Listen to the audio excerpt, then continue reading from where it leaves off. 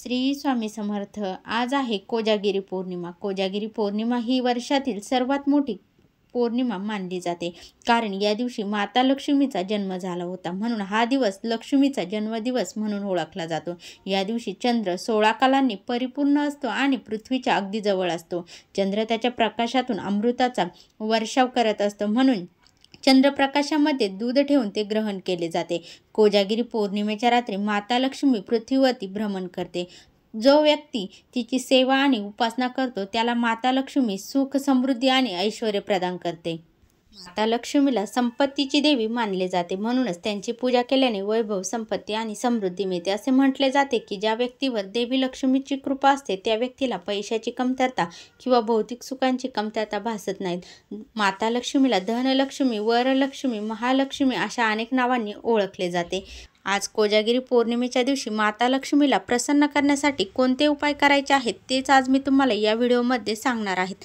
त्या अगोदर तुम्ही चॅनलवरती नवीन असाल तर चॅनलला सबस्क्राईब करा, व्हिडिओला लाईक करा आणि कमेंटमध्ये ओम महालक्ष्मी प्रसन्न अवश्य लिहा। चला तर मग व्हिडिओला सुरुवात करूया। बघा, आज कोजागिरी पौर्णिमेच्या दिवशी तिन्ही सांजेच्या वेळेस म्हणजे संध्याकाळी आपण जेव्हा 7 वाजता पूजा करतो किंवा 6-7 वाजता तुम्हाला जमेल, 6च्या नंतर कधीही तुम्ही रात्री 12 वाजेपर्यंत हा जो उपाय आहे तर तो करायचा आहे। तर काही विशिष्ट ठिकाणी तुम्हाला कुंकवाच्या गंधाने स्वास्तिक काढायचं आहे। घरातील भांडणे, शत्रूंचा त्रास, वास्तुदोष आणि काही वाईट नजर जर आपल्या घराला लागलेली असेल तर ती निघून जाते।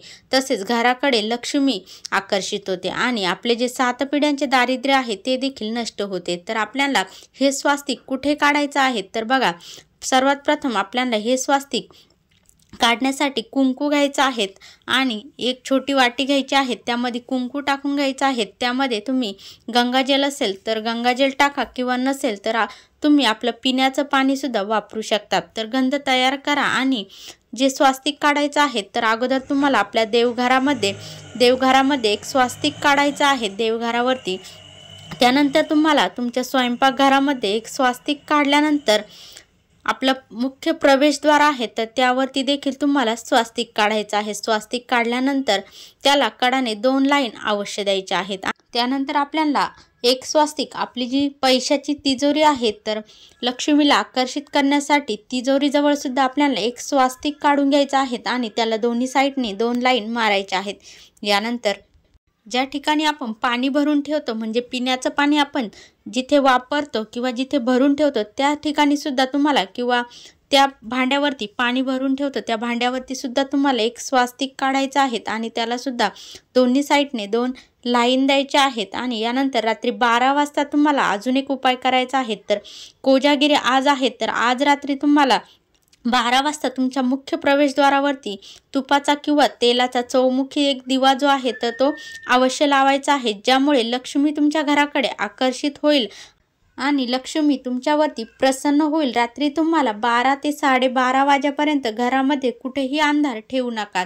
घरामध्ये संपूर्ण रात्रभर दिवा जळत राहिला पाहिजे याची काळजी घ्या।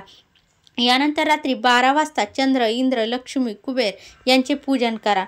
हे शक्य नसल्यास तुम्ही ओम नमो भगवते वासुदेवाय नमः किंवा महालक्ष्मी अष्टक किंवा महालक्ष्मीचा 108 वेळा मंत्र जो आहे तर तो तुम्हाला म्हणायचा आहे।